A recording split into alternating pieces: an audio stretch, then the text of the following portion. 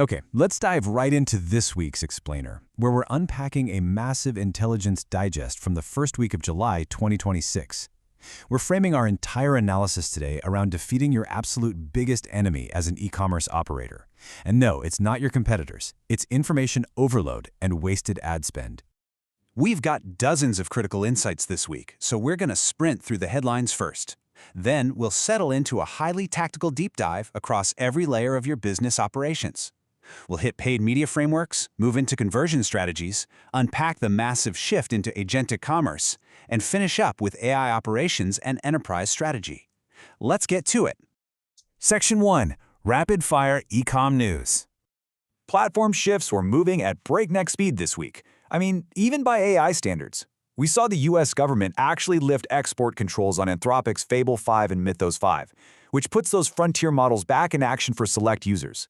Meanwhile, OpenAI previewed their most powerful model yet, GPT 5.6 Sol, but they've locked it tightly behind a velvet rope for strictly vetted partners. Over at Meta, they're building an internal prediction markets app called Arena that uses a digital point system to capture emerging social behaviors. Xmoney just rolled out peer-to-peer payments with massive 6% yields. Oh, and for developers, Cursor just put asynchronous coding agents directly in your pocket with their brand new native iOS app. Over on the retail side, U.S. shoppers spent a record-breaking $26.4 billion online during Prime Day. Shopify just cemented a massive native integration with Trustpilot, pushing third-party trust directly into the checkout flow, which is huge for conversion.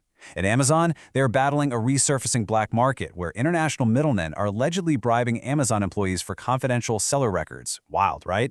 Saks Global exited bankruptcy in under 6 months, rebranding as Exemplar Luxury Group, though they're still carrying $1.2 billion in debt as they pivot strictly to full-price luxury.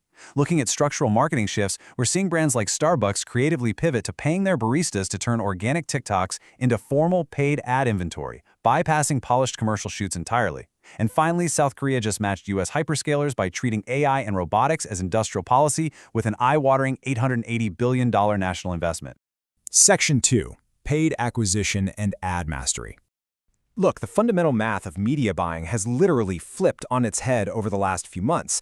Because AI makes ad volume essentially free for everyone now, the old meta edge is totally dead. It used to be that ads took 3 weeks to burn out, meaning if you could just produce more volume, you won. Today, ads are burning out in 3 days. Reach is actually up, sure, but because everyone is flooding the ecosystem with AI-generated creative, traffic quality has absolutely plummeted. So increasing your ad spend right now just pushes you into colder, way less aware audiences that your funnel, frankly, isn't built to convert. So what does this mean for you? It means to win in paid media today, you've got to ruthlessly deploy specific frameworks. You need to use the 6 proven meta hooks, things like the pattern interrupt or the contrarian claim. You absolutely should be allocating 20 to 30% of your spend to creator partnerships. It remains the biggest outlier for driving down CPAs right now. You also must protect your winning ads. When you launch new creative, do not let it cannibalize the budget of ads you already know convert. And hey, look where others aren't. Shift some budget to Microsoft ads to capture that 50-plus demographic. They have higher average order values, and they aren't burnt out by TikTok ad fatigue. Or try geographic arbitrage. For example, one brand recently hit 360,000 euros a month selling sleep supplements to the Nordics by capitalizing on their long dark winters and super cheap $14 CPMs that US founders completely ignore. We also saw some rapid-fire ad platform updates this week. Google and Microsoft are rolling out powerful new ad testing and loyalty data features via their merchant APIs. Google added Shorts ad actions to video reach, and they're even testing AI-generated summaries directly under sponsored search results. Microsoft is actively expanding PMax testing with uplift and upgrade experiments. If you're expanding globally, Pinterest just rolled out deep international campaign insights for foreign markets. Meanwhile, both Meta and TikTok aggressively unveiled AI creative hubs at Cannes, integrating automated generation and messaging agents right into campaign management. Now, a massive warning for SEOs out there. Agencies are currently buying Reddit upvotes to manipulate AI citations. Treat this exactly like the old shady link farming days of SEO. Build genuinely helpful content instead, because I promise you, the moment the platforms catch on, your rankings will absolutely tank. Section 3. Copy, Email, and Conversion.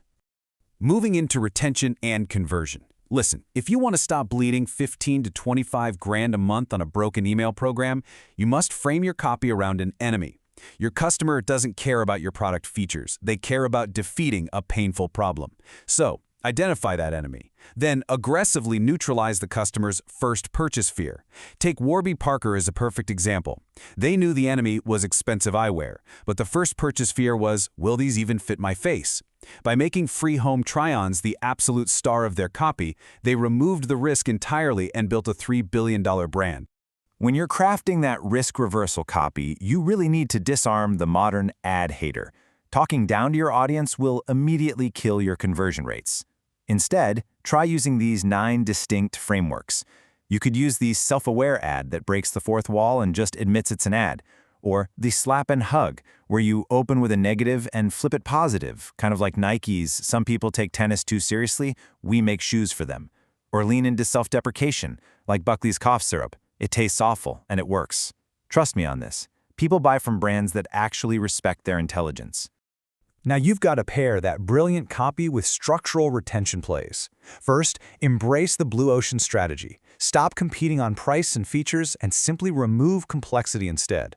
Build targeted email flows that generate 40% of your revenue from just 5% of your total sends. And please, stop blindly resending emails to non-openers. Apple's mail privacy protection heavily inflates open rates, so you need to base your segments on actual clicks.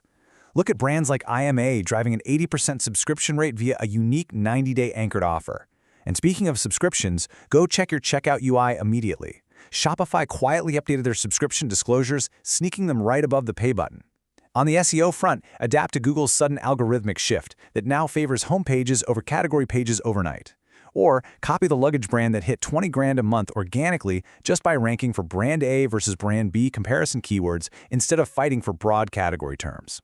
Finally, for a stroke of pure marketing genius, look at brands like Levi's and Heinz who brilliantly hacked the World Cup clean stadium rules by using censored logos. So smart. Section 4. The Agentic Commerce Shift. All right, we are now pivoting into what is arguably the most critical shift in the e-commerce landscape today, the rise of the autonomous purchasing agent. Amazon recently launched Alexa Plus Agentic Ads, and they proved that the future isn't about buying attention. It's about buying insertion into an ongoing, trusted relationship between the consumer and their AI assistant. Picture this. A customer asks Alexa a question, gets an answer, and completes a purchase, all without ever seeing a product page or a checkout screen. Launch partners like Papa John's are bypassing traditional digital advertising metrics entirely. It's a whole new ballgame. And it's fascinating to see how the tech giants are splitting their approach to these agents. Google is building action-oriented agents like Chrome Auto Browse, designed to physically click buttons, navigate websites, and take direct actions on your behalf. Apple, on the other hand, is focusing Siri firmly on synthesis and summary, reading and retrieving information rather than taking independent commercial action. Consumers are increasingly treating AI as their absolute primary search engine. Pew Research notes that 50% of Americans now use chatbots to find answers, not just generate text. Crucially, the majority of ChatGPT users are now non-English speakers, which completely shifts our global assumptions. We're even seeing apps like Notion pivot entirely from a notes app into an AI operating system where custom agents perform autonomous tasks for you. What does this mean for you? It means your brand's survival depends on creating agent-readable data, clean product feeds, and deep purchase histories. If you don't build this organic data moat, you're going to have to pay a massive relationship tax in the form of agentic ad spend just to be recommended by the machine. And the interfaces are getting wilder, guys. Meta's new non-invasive brain to QWERTY can now decode typed sentences straight from brain activity with 61% accuracy. The way consumers interact with the web is fundamentally breaking away from the screen and the click. Section 5. AI Operations and Development. Let's look at how this AI intelligence translates directly into back-office operations for your store.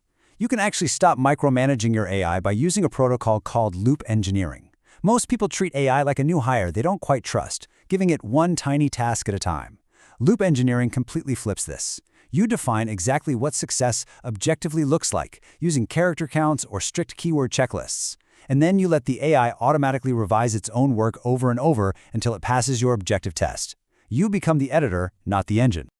56%. Let that sink in for a second. That is the solve rate on the Epoch Mirror Code benchmark for Claude Opus 4.7. This benchmark tracks how often an AI can rebuild a complex software program entirely from scratch, passing 100% of the end-to-end tests. Over half the time, it succeeds autonomously. This proves that frontier AI models are no longer just code assistants, they're capable of starting autonomy in development. The operational toolkit absolutely exploded this week. Gemini in Google Sheets will now diagnose and fix broken formulas with a single click.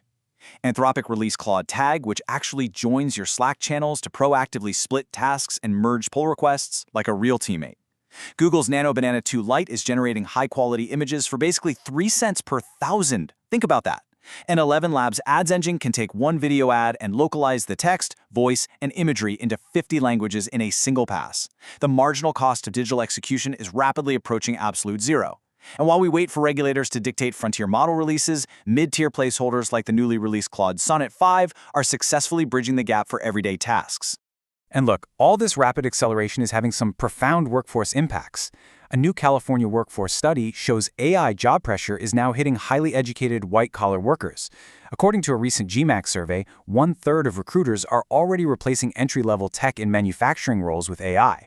Palo Alto Network's CEO is calling this a literal Darwinian moment for his 21,000 employees. Adapt or get cut. The tech giants know the stakes are incredibly high right now. OpenAI is reportedly floating the idea of handing the U.S. government a 5% equity stake, which is worth over $42 billion, just to ease regulatory friction and get buy-in for their massive energy and data needs. Meanwhile, Anthropic just had to fix a Claude code fingerprinting issue that was silently tracking users via time zone data. And in a completely wild, out-of-left-field breakthrough, scientists claim to have just built SpudCell, the very first living cell assembled entirely from scratch. The pace of innovation across the board is just staggering. Section 6.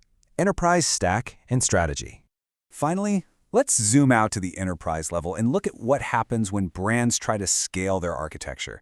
When you're evaluating an enterprise migration to a platform like Shopify, the upfront technology cost is essentially irrelevant. As Scott Lux brilliantly pointed out, the real costs are hidden. They're the downstream data integrations connecting your order management and ERP systems. It's the absolute pain of migrating off legacy tools that are holding terrible messy data. And most importantly, the real cost is the human element, forcing your retail staff and planners to abandon a decade of ingrained habits and actually adopt the agility the new platform gives them. The tech builds in months, but the human habits, those take years. As we wrap up this explainer, I want you to look at your entire stack right now. Look at everything from Shopify's new OAuth requirements and Localflow's global expansion tools to your meta ad structure and the way you train your copywriters to defeat the customer's enemy. The rules of e-commerce are fundamentally shifting from buying clicks to earning trust with autonomous agents. So ask yourself this single defining question today. Are you building a proprietary organic data moat that AI will naturally crawl and recommend, or are you just preparing to pay a massive relationship tax to buy your way back into the conversation? Start digging that moat today. Thanks for joining me on this explainer, and I'll catch you on the next one.